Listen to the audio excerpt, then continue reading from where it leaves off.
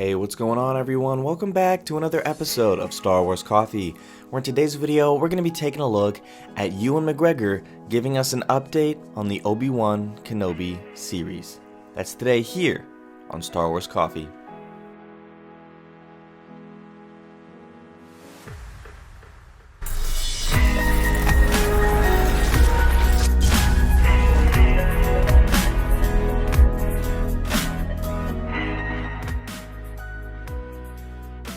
Greetings, Exalted Ones. Welcome to Star Wars Coffee, the only place on the internet that you need to stay up to date with all things Star Wars.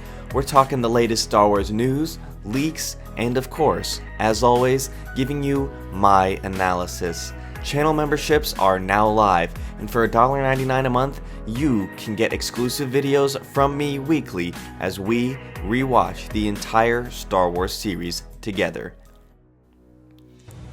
The Obi Wan Kenobi series is, I'm sure, at the top of many of us for our can't wait to see list for Star Wars.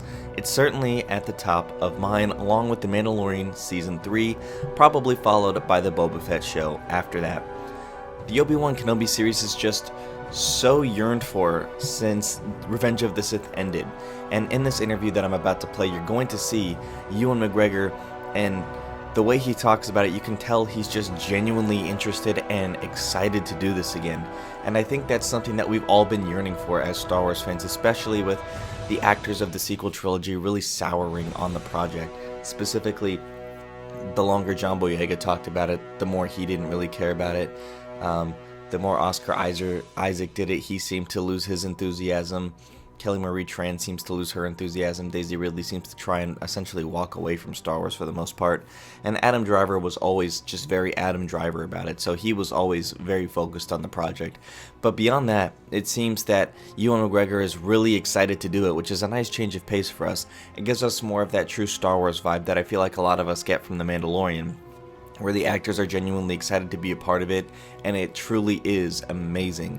So, without further ado, I'm going to play this clip from Ewan McGregor talking about the Obi-Wan series. Check it out. We start making it in the late spring, and we're going to be shooting it here in LA, and not as there's lots of. It's so funny. Every week there's a new report. There was someone. My dad keeps sending me links saying, I thought you were shooting it in LA because there's another tabloid, expose that we're shooting it in some bizarre town and somewhere, and then we were meant to be making it in Boston, and then we were meant to be making it wasn't Boston, it was Boston, England, and but we're not. We're shooting it in LA, and we're shooting it much in the way that the Mandalorian series was shot. Which so I using take it some of that technology. I take it you're a fan of. I'm a big fan of that. Of the Mandalorian. I love that, yeah. Yeah. I really am. I really liked it. I like the format of it, and I like the sort of the Western nature of it. Like, it's an old-fashioned TV Western, It's brilliant. I like the Jon Favreau-ness of it. If that's a word, if that's a phrase. But, that is a new phrase. Yeah, he's done it very well in that. He's not involved in what you're doing, is he? No. Deborah Chow is directing ours, and she directed 2 episodes of the first Mandalorian series. Right. And she's brilliant. I'm really looking forward to working with her. But it'll be just great to do it again. It's so funny. It's been. I did my last one in 2003, and it's such a long time ago. Yeah. And the idea of doing it again now is just more exciting even than it was then. I think. I'm thrilled to get a chance to play him again, and I've always felt that there was a story about him between my ones and Alec Guinness's ones, and that's what we're going to do. So it should be really interesting. I'm excited because technology is so much more advanced than it was when I think our episode 2 that we did was the first one that was shot digitally, and I remember there was a lot of, excitement about the fact that it was digital and not film anymore.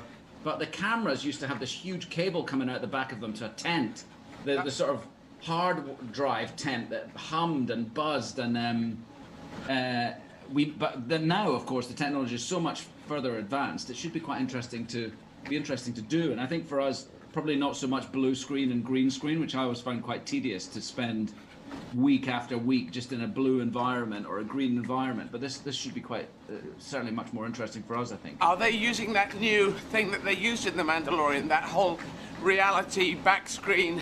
So it's I think so. Yeah, I think so. That's way That should back. be interesting. Yeah, blue, endless blue and green screen does look like, really? Yeah. I know, it just gets exhausting. It's very difficult to sort of keep your spirits up in it or something, because there's no real environment there. But this should be quite different, I think. So this Ewan McGregor seems genuinely excited and ready to go. So I'm very excited to see this. He gave us a lot of good information about that. A lot of the reports about the filming locations being inaccurate and just random tabloid reports, which I believe a lot of us had fallen for. I know I reported on the filming locations of that, and it turns out that those were wrong, and that Ewan has definitively said that they're going to be filming in England, or not filming in England rather, but filming in LA. And they're going to be using the same type of technology that The Mandalorian used to film it, which is going to make things look exceptional. And the way that the prequels look on these remasters, especially on Disney Plus with the 4K versions, they look immaculate. So I can't wait to see what they do with this live action kind of like reality type of thing. So I'm very excited to see that. Deborah Chow is directing the entire series, which is fantastic. Her episodes of The Mandalorian in Season 1 were some of my favorites. I believe she did direct my favorite one, and I believe that was The Sin. I believe she directed that, and that was my favorite episode of Season 1. And I am just beyond excited for this show, and I love the enthusiasm that Ewan gives off. But let me know what you guys think about this in the comment section down below. Thank you guys for watching. May God bless you, and the Force be with you always. If you enjoyed this episode, and frankly, even if you didn't, don't forget to subscribe. Do it! And if you want to help spread the word, please give this video a thumbs up and tell your friends to subscribe. Please check out the official Star Wars Coffee merchandise, and don't forget to check out all of the content playlists on this channel, including The Rise of Skywalker, The Mandalorian, and much more.